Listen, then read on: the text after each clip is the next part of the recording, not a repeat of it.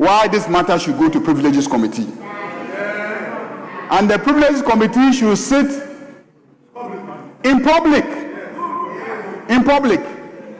so that both sides can present their cases to the committee. So, Mr. Speaker, I think the matter is a straightforward matter. I've heard earlier attempts to deny that the records of this parliament do not capture any such incidents.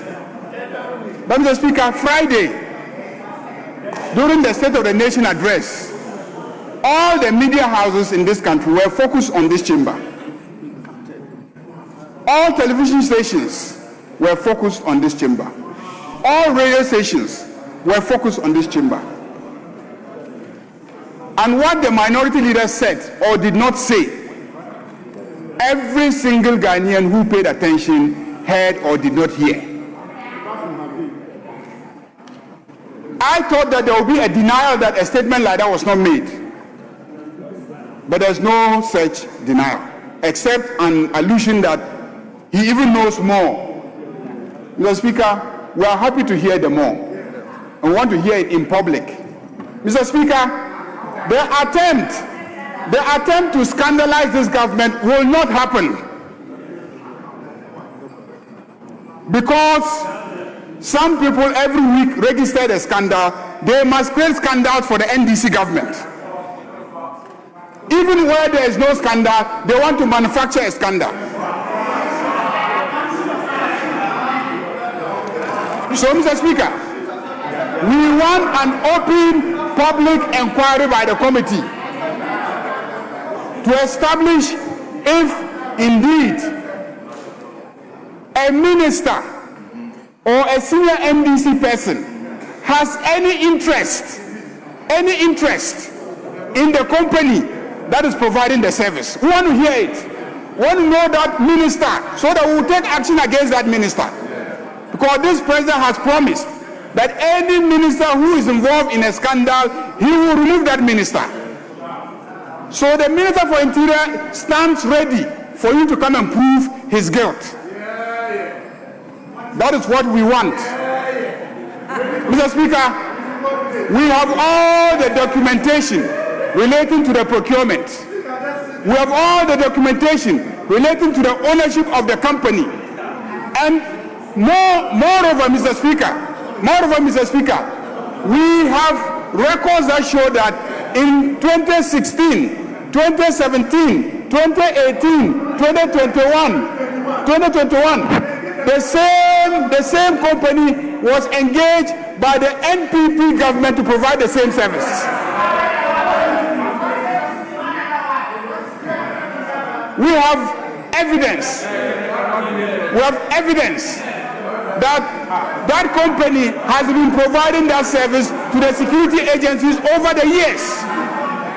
So on what basis, when the president is sitting here and the entire diplomatic community are in this chamber and the whole world is watching, do you seek to unfairly, unjustly and falsely scandalize a minister and think that we will let that lie know? Mr. Speaker, I was not going to accede to any demand that we take any short adjournment or any suspension for us to go and discuss this matter behind the scenes. Everything has to be discussed in this chamber because you raised the issue in this chamber. You knew there was conclave, you didn't raise it there. You waited till the president was sitting here. All the service commanders were sitting there. All the media houses were watching this chamber. And then you made this allegation. They must be watching us in this chamber when you substantiate that allegation. You must substantiate it in this chamber, in the full glare of all the media houses. Otherwise, we in the NDC, we will insist on the most severe punishment on you. We will, Mr. Speaker. So, Mr. Speaker, I urge you, refer the matter to Privileges Committee. Direct that their hearing should be public, and direct, Mr. Speaker, that the facts are straightforward. There were allegations made in this chamber. There are recordings. whether in Hansard or video or radio, whatever, there are recordings. Mr. Speaker, there is nothing that should delay the work of this committee. Please give a firm date when the committee should bring its report, because the reputation of a minister is at stake. The reputation of a government is at stake. And we are not going to let this line low. We will insist on a referral to the Privileges Committee. Thank you, Mr. Speaker. When we're conclave, I gave advance notice to the deputy whip because the minority leader was not in the meeting. And I said I wanted the minority leader in the meeting. Then he said that he represented the minority leader, and therefore he is capable of taking whatever message I had. So I gave him a message that the minister, honorable member, intends to make a complaint of breach of privilege against the minority leader relating to the events of Friday last week.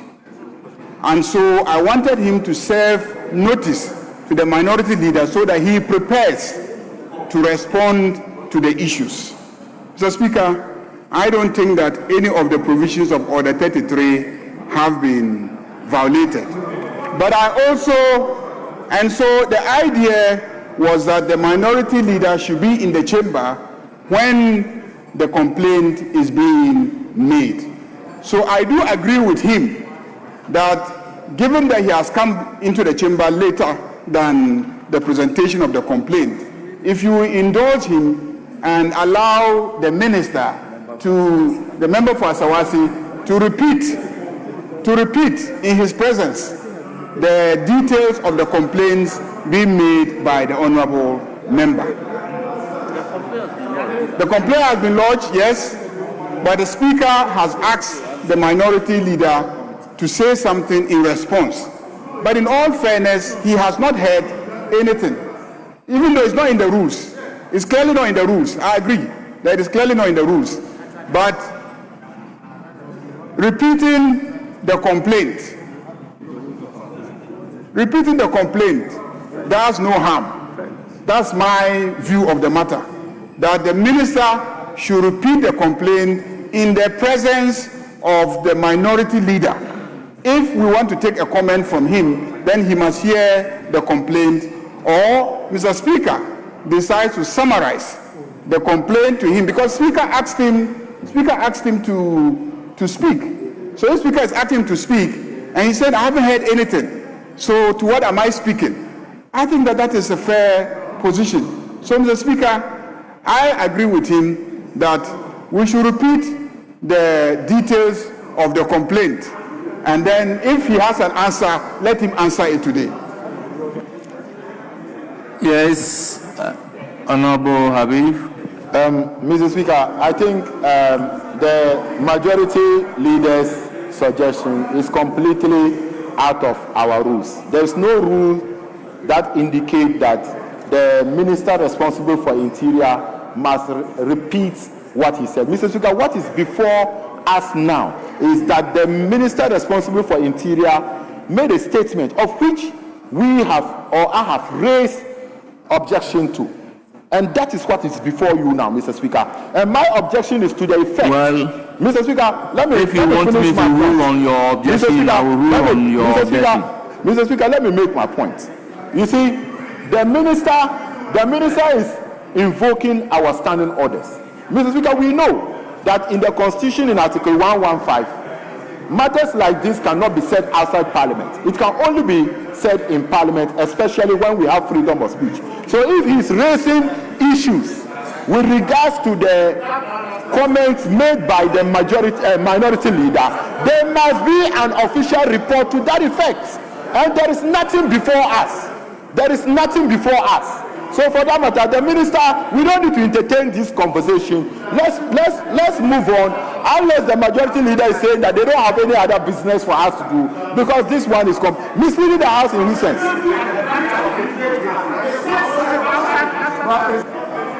Well, honourable members, with all due respect, with all due respect, nobody is making the allegation of contempt outside Parliament. The allegation is being made in Parliament. So to say that the allegation is being made outside Parliament, well, I am not privy to that. I'm only privy to what is being done in Parliament. Now, to say that to be able to make allegation of contempt or breach of parliamentary privileges, the official reports of the House must be ready before is neither here nor there. Sometimes allegation of contempt flows from the media. A case study is that of the black rasta. So are we going to say that they should prove it at the media station before the allegations are made? Honourable members, let me make it clear that nobody is saying a member is guilty of contempt. That is not the stage in which we are. We are in a stage of allegation. So when I asked the minority leader if there is any response, he indicated that he didn't hear the allegation. So if I may ask the minister to repeat it before him. So on this note, I will proceed to give the floor to the minister to raise the issue in a summary form, and then we'll give the opportunity to the minority leader, and then we'll determine a kind of decision that the House should take. So please, Minister for Interior, you have the floor.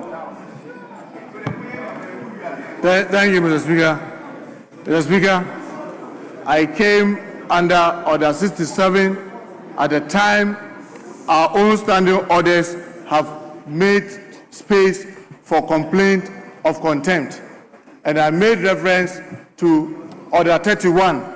And Order 31, Mr. Speaker, I read and I said that it quotes, any of the following acts or conduct constitute contempt of Parliament or breach of parliamentary privileges.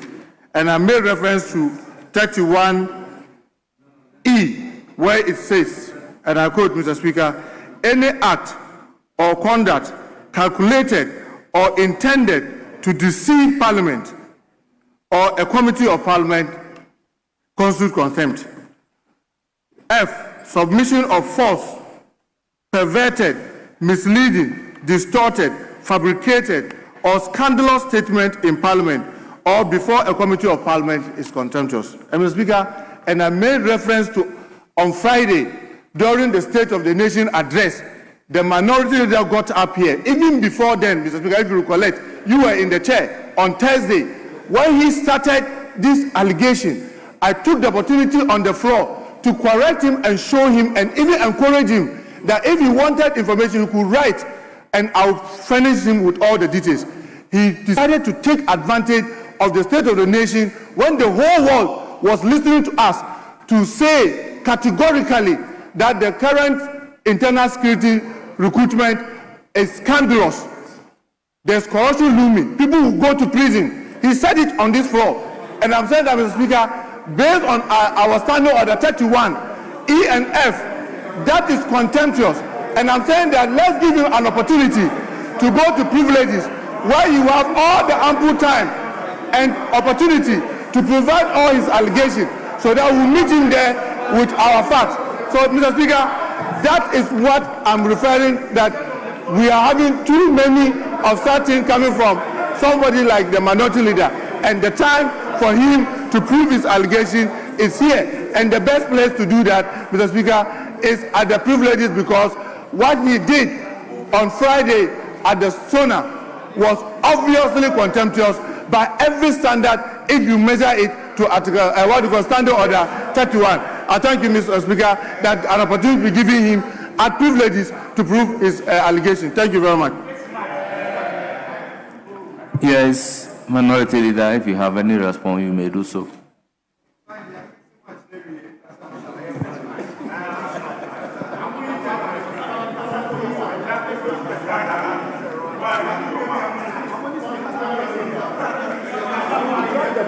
Mr. Speaker.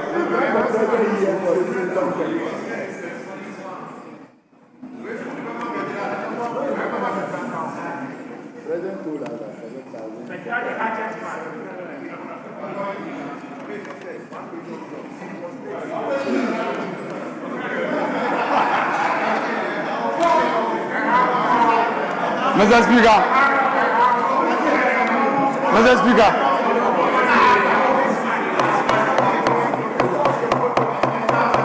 Honourable members, can we hear the Minority Leader in silence? With all due respect.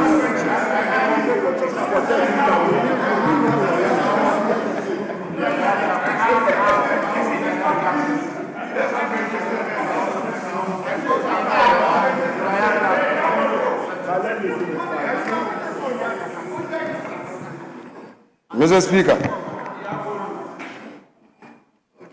I don't know whether the respected Minister of Interior really wants to pursue this matter. I wish I had been at conclave. You know, when you are a leader, all manner of matters come to your attention. And you are required to be so measured in such critical times. Honorable Minister of Interior, I'm not too sure you want us to deal with this matter. I'm not too sure. Because you and I know what we know. I repeat, Honorable Minister of Interior, I am not too sure you want us to pursue this matter. I repeat, because you and I know what we know. Mr. Speaker,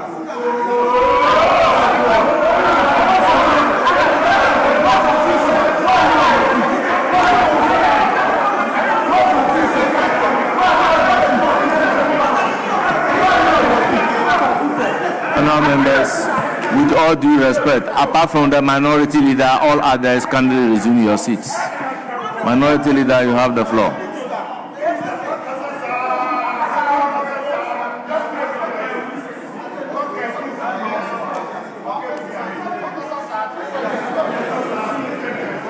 Mr. Speaker.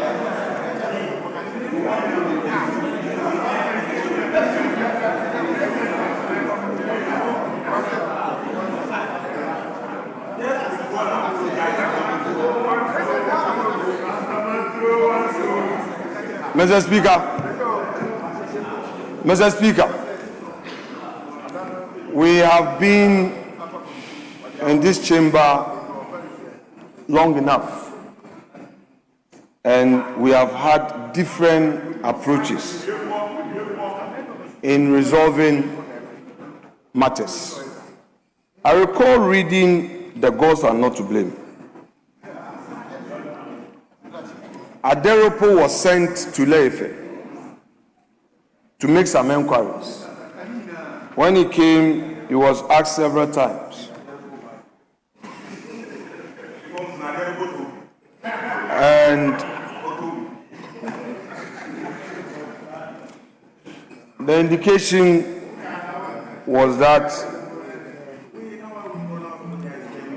before the rotten tooth is pulled out, the mouth must chew with caution. Mr. Speaker, I would want to prefer that you suspend sitting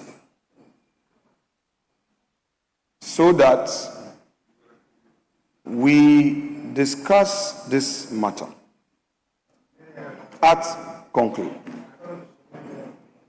That is all I would want to say.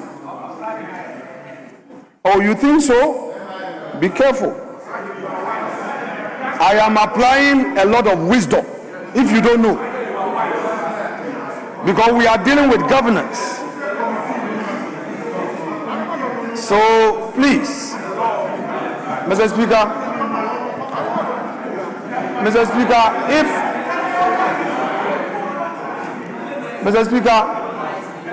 I have heard the majority leader and what, according to him, he discussed with my colleague Habib. Indeed, Honorable Habib tried reaching out. Because I was in a meeting, I just texted him. But if in his wisdom, from what he said, there was a need for me to even be at conclave, then I would be further fortified by my request to you that let us go to conclave. Mr. Speaker, if however,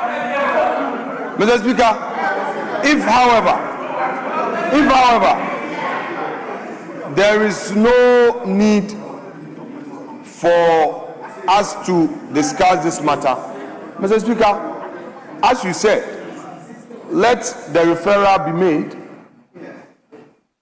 Let there be a public hearing.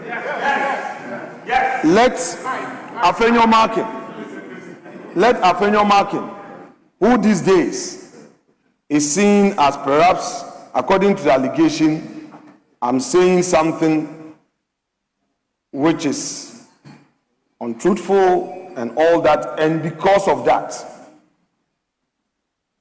it is a breach of parliamentary privilege. Mr. Speaker, you have the wisdom to exercise a discretion.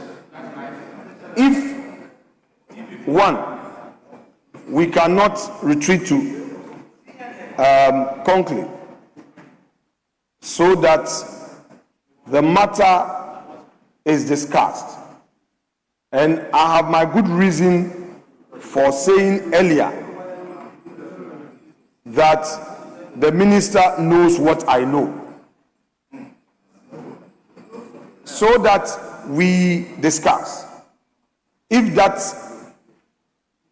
is not okay by you, and you would want to exercise a discretion in the circumstance that there should be a referral to a committee.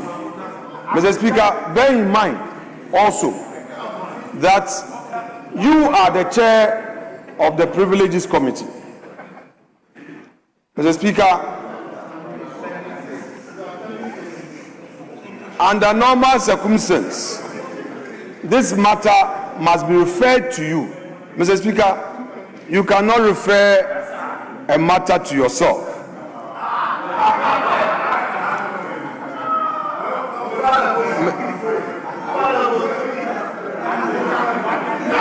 Mr. Speaker,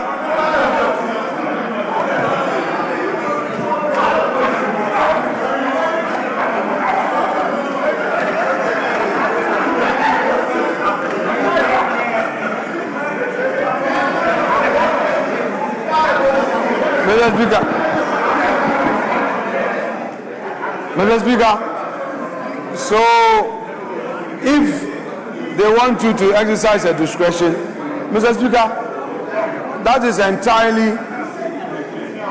entirely in your hands. I will avail myself, should you exercise that discretion, to a public hearing, and then the matter can be brought to a peaceful rest. Member.